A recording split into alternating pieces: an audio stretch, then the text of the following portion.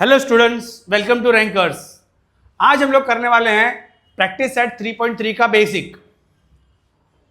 तो बेसिक में हम लोग ये सात पॉइंट्स कवर करने वाले हैं जो कि 3.3 एक्सरसाइज सॉल्व करने के लिए हम लोग को बहुत हेल्पफुल रहेगा। तो let us begin with the first one, arc of a circle.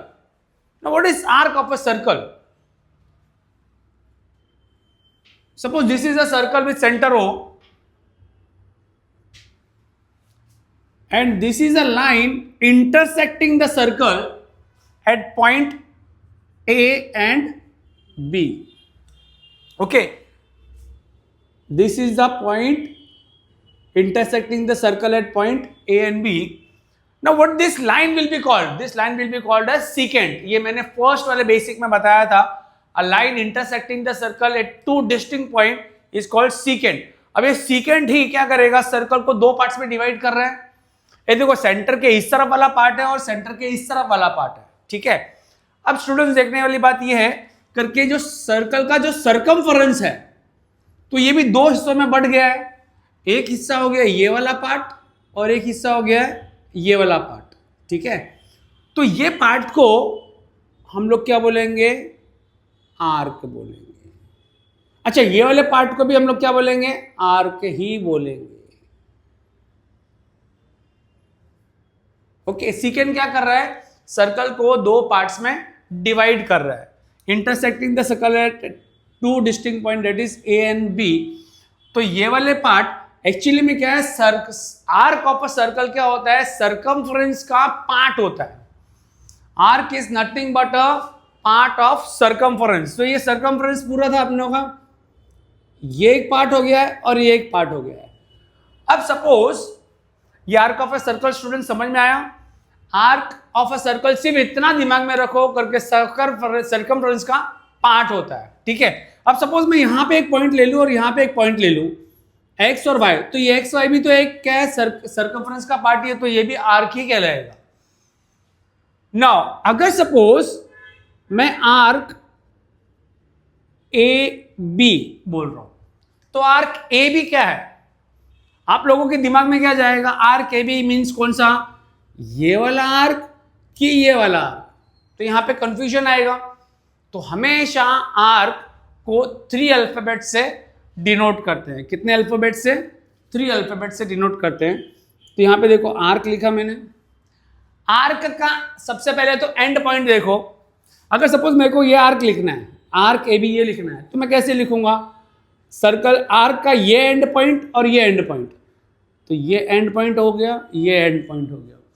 तो ये आर्क ए भी नजर आ रहा है हम लोगों को, लेकिन मेरे को तो स्पेसिफाई करना है, मैं ये आर्क के बारे में ही बात करना चाहता हूं सर। तो यहां पे मैं एक पॉइंट और ले लूंगा सर्कल के ऊपर, एक्स, और वो एक्स को मिडल में लिखूंगा। तो आर्क ऑफ अ सर्कल हमेशा मोस्टली क्या है? 3 अल्फाबेट से नेमिंग होती है उसकी। क्या होती है? 3 इससे।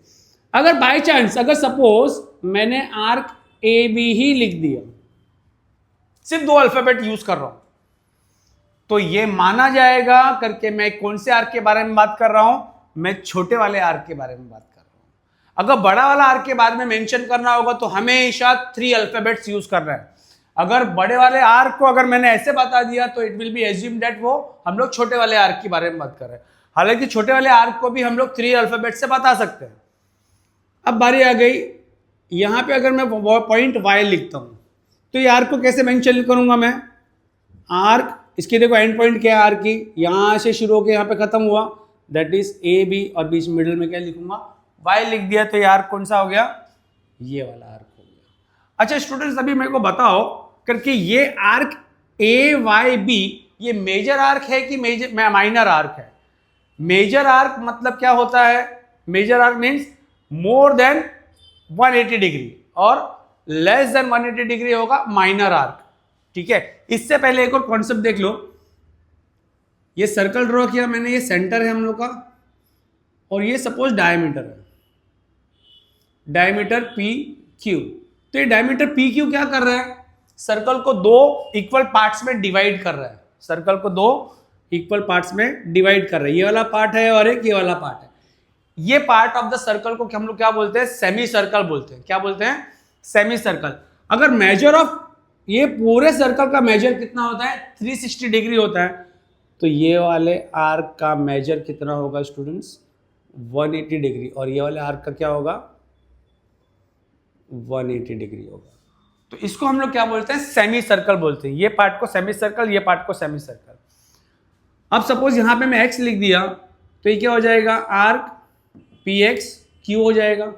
अब मेरे को एक बात बताओ करके, इसमें बड़ा आर्क कौन सा है, px है या py है। तो यहां पे सेमी सर्कल में क्या है, मेजर ऑफ दिस आर्क 180 है, यहां पे मेजर ऑफ आर्क 180 है, और सेंटर कहां पे आया है, सेंटर ये कॉर्ड पे आया है, दैट इज ये पार्ट ऑफ द सीकेंड पे आया है। तो हम लोग इसको सेमी सर्कल बोल सकते हैं, और इसका मेजर कितना होता है स्टूडेंट, 180 डिग्री होता है। Now come to this point. अब बताओ ये सीकेंड जो है, यहां पे देखो ये सीकेंड कहां से पास हो रहा था, सेंटर से पास हो रहा था। तो दो हम लोग को सर्कल मिले, दो circle is divided into two equal parts, that is semi circle, दो सेमी सर्कल में डिवाइड हो गए। लेकिन यहां पे सीकेंड जो पास हो रहा है वो सेंटर से पास नहीं हो रहा है। तो सीकेंड अगर सेंटर से पास नहीं हो रहा होगा तो हम लोगों को दो आर्क मिलेंगे, और इसमें से एक माइनर आर्क होगा और एक मेजर आर्क होगा। तो देखो ये सीकेंड ड्रॉ किया हम लोग ने। अब सीकेंड के ये साइड में क्या है, सेंटर है, और ये साइड में सेंटर नहीं है। तो जिस साइड में सेंटर नहीं है वो क्या कहलाएगा, माइनर आर्क कहलाएगा। तो यहां पे हम लोग का ये माइनर आर्क हो गया।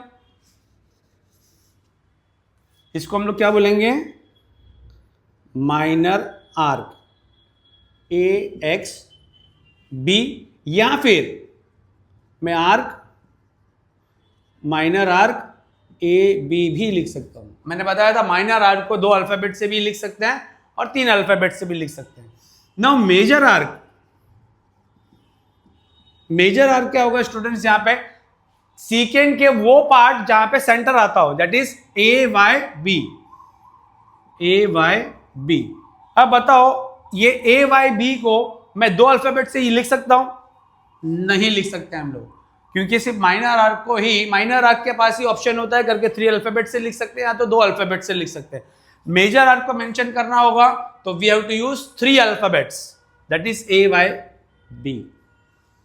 आई होप ये कॉन्सेप्ट समझ में आएगा। आर्क ऑफ ए सर्कल, यहां पे हम लोगों ने सिर्फ देखा करके आर्क होता क्या है। अच्छा, आर्क क्या सीकेंड ही ड्रॉ कर सकता है आर्क? आर्क अगर सीकेंड ड्रॉ किया है तो कॉर्ड ड्रॉ किया तो ही हम लोगों को मिलेगा क्या, आर्क? नहीं, जरूरी नहीं है। फॉर एग्जाम्पल देखो ये सेंटर है, यहां पे मैंने पॉइंट ए ले ली और यहां पे पॉइंट बी ले ली, तो जरूरी नहीं है सीकेंड ही बनाना पड़े। तो ये भी क्या कहलाएगा हम लोग का, आर्क ही कहलाएगा। ठीक है। अगर यहां पे मेजर और माइनर कैसे पता किया जाए, तो देखो एक लाइन ड्रॉ करके देखो, एक लाइन ऐसे मैंने माइंड में ड्रॉ कर ली, तो सेंटर किस तरफ आया, ये लाइन के ऊपर आया, तो ये वाला पार्ट क्या कहलाएगा, मेजर आर्क कहलाएगा। और जहां पे सेंटर नहीं आया, जिस पार्ट में सेंटर नहीं आया उसको क्या बोलेंगे हम लोग, माइनर आर्क बोलेंगे। तो I hope arc of a circle, arc is nothing but a part of circumference होता है। आई होप ये आर्क ऑफ अ सर्कल, ये कॉन्सेप्ट अच्छे से क्लियर हो गया होगा। नेमिंग ऑफ द आर्क भी पता पड़ गया होगा। ठीक है, अब हम लोग करते हैं सेंट्रल एंगल।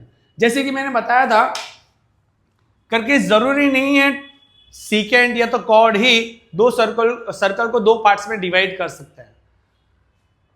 सेंट्रल एंगल भी डिवाइड कर सकता है सर्कल को दो पार्ट्स में। कैसे, वो हम लोग देखेंगे। नाउ स्टूडेंट्स, हम लोग करते हैं सेंट्रल एंगल।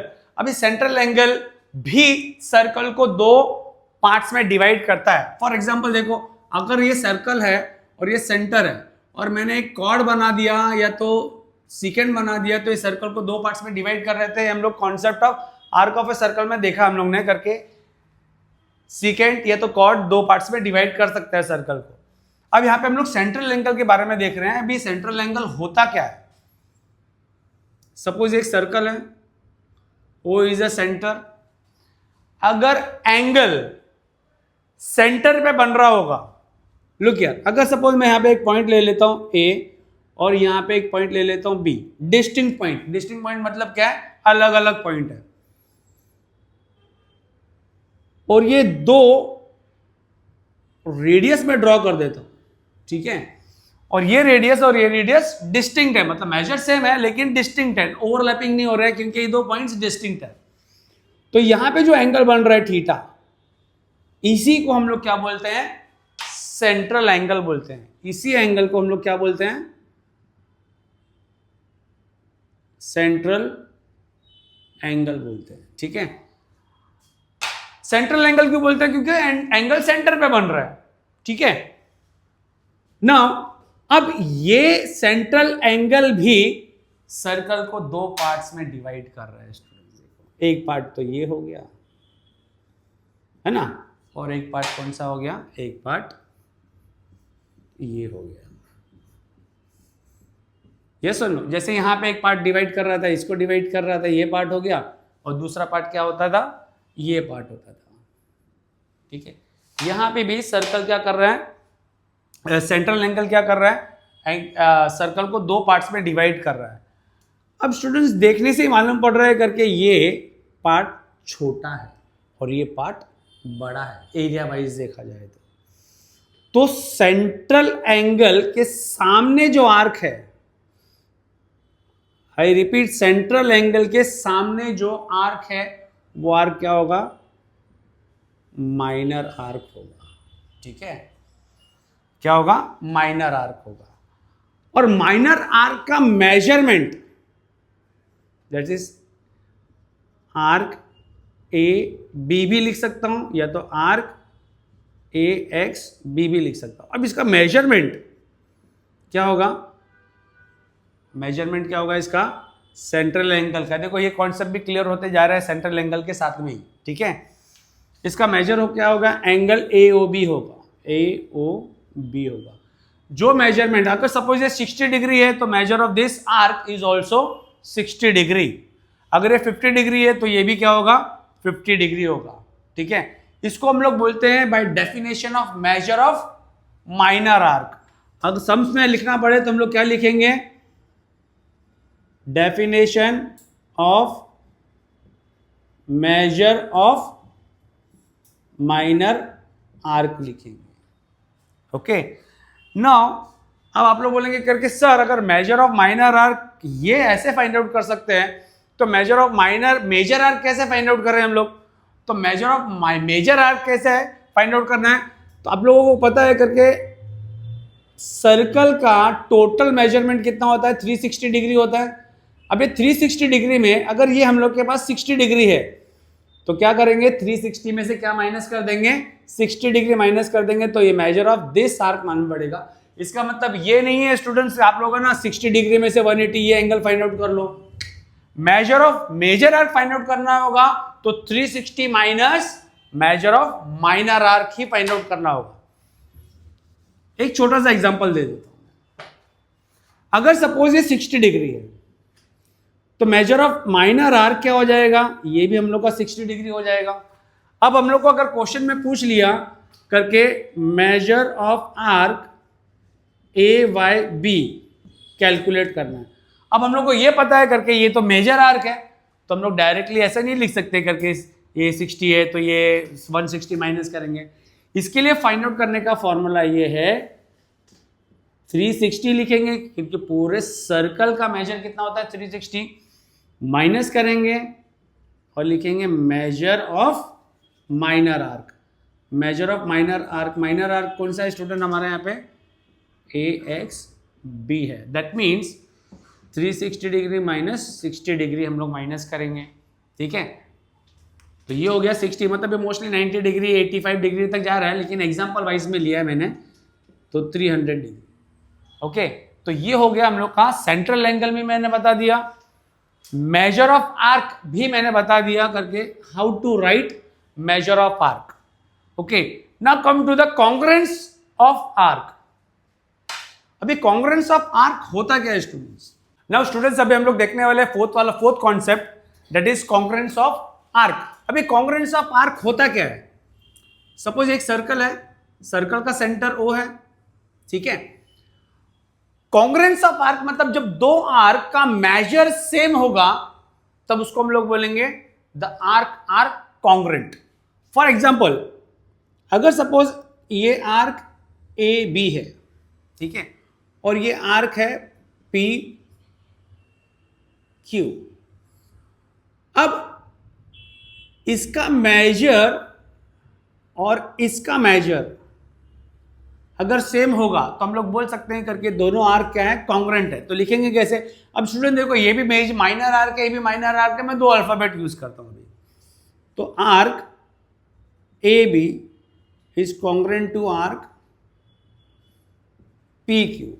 अब यहां पे ध्यान देने वाली बात यह है करके, अगर आर्क कॉन्ग्रेंट होगा तो इसके करस्पॉन्डिंग कॉर्ड क्या है, कॉर्ड ए बी है और कॉर्ड पी क्यू है।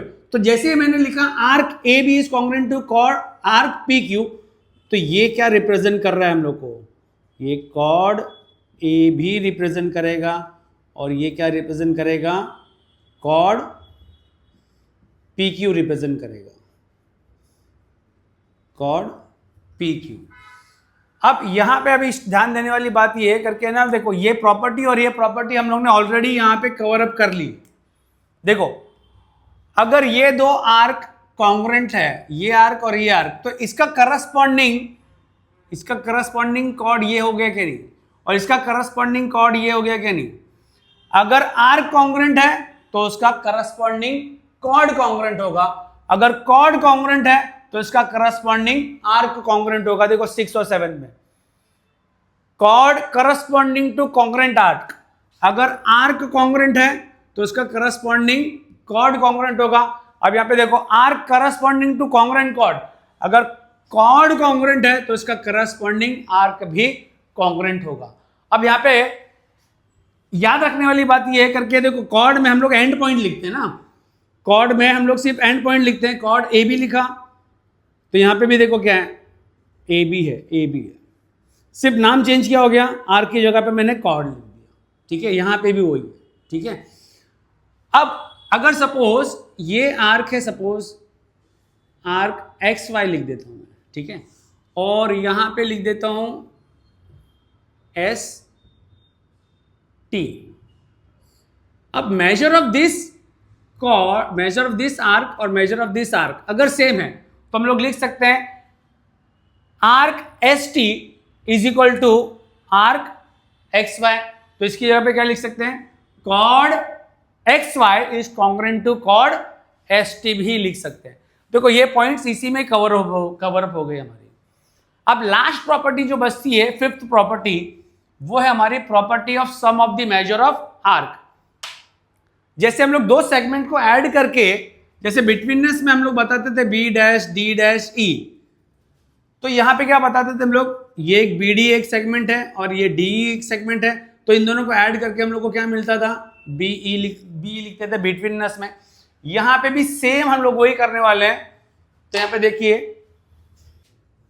सपोज ये सर्कल विद सेंटर ओ है, यहाँ पे ए लिख दिया मैंने, बी लिख दिया, यहाँ पे सी लिख दिया, यहाँ पे डी लिख दिया, यहाँ पे एक्स लिख दिया, यहाँ पे वाई लिख दिया, ओके।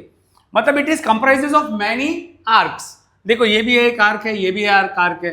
देखो आर्क ए बी बोल सकता हूं, अब ये आर्क को क्या बोलूंगा, ए सी भी बोल सकता हूं, ए बी सी भी बोल सकता हूं, इसको एक्स डी बोल सकता हूं, आर्क डी वाई बोल सकता हूं, और ये आर्क को क्या बोल सकता हूं, एक्स वाई भी बोल सकता हूं क्योंकि माइनर आर्क है, और एक्स डी वाई भी बोल सकता हूं। ये आर्क को क्या बोलूंगा मैं, वाई सी बोलूंगा, और ये आर्क को एक्स से बोलूंगा। अगर सपोज यहां से लेकर यहां तक आर्क को पहुंचाना है तो वाई सी ए भी बोल सकता हूं, क्या बोल सकता हूं, वाई सी ए बोल सकता हूं, या फिर वाई बी ए भी बोल सकता हूं, वाई बी ए भी बोल सकता हूं। क्यों, क्योंकि यहां पे जो एंड पॉइंट है ना वो इंपॉर्टेंट है। देखो मिडल में तो कोई भी पॉइंट हम लोग यूज कर सकते हैं, अगर 2 पॉइंट दिया हुआ है तो दोनों में से कोई भी एक यूज कर सकते हैं, ठीक है, लेकिन ये एंड पॉइंट आनी जरूरी है, ठीक है। अब यहां पे arc, property of sum of the measure of arc. अब इसमें क्या होगा, अगर दो आर्क को ऐड कर रहा हूं और दो आर्क को अगर मैं ऐड कर रहा हूं, देखो arc X D plus measure of arc X D plus measure of arc D Y, तो ये स्टूडेंट क्या हो जाएगा, मेजर ऑफ आर्क क्या मिलेगा हम लोग को, एक्स डी वाई मिलेगा, एक्स डी वाई। ये कॉन्सेप्ट है आर्क एडिशन, इसको आर्क एडिशन प्रॉपर्टी भी बोल सकते हैं, आर्क एडिशन पोस्टुलेट्स भी बोल सकते हैं। पोस्टुलेट्स का मतलब ही प्रॉपर्टी होता है, तो सिंपल वे में क्या बोल सकते हैं, आर्क एडिशन प्रॉपर्टी भी बोल सकते हैं। अगर सपोज यहां पे सबसे इंपॉर्टेंट पॉइंट ये क्या है, ये दोनों आर्क में कॉमन पॉइंट होनी जरूरी है। जैसे यहाँ पे डी पॉइंट है, यहाँ पे डी पॉइंट है, हम लोग ऐसे नहीं बोल सकते करके ये आर्क प्लस ये arc is equal to something. हम लोग को कंटिन्यूटी रखनी पड़ेगी। For example X A X बोल रहा हूं, तो ये दूसरा आर्क जो ऐड करने वाले हैं वो एक्स से ही शुरू होना चाहिए। ओके, हम लोग ऐसे नहीं बोल सकते हैं measure of this arc plus measure of this arc is something something. तो आर्क एडिशन प्रॉपर्टी में भी हम लोग मोस्टली अल्टीमेटली क्या फॉलो करते हैं, बिटवीननेस फॉलो करते हैं करके दो आर्क के एंड पॉइंट पे कोई पॉइंट है तो उन दोनों आर्क को ऐड किया जा सकता है। फॉर एग्जांपल देखो ये आर्क है, ये आर्क में ये पॉइंट है, तो ये आर्क प्लस ये आर्क को ऐड करके हम लोग ये आर्क बोल सकते हैं।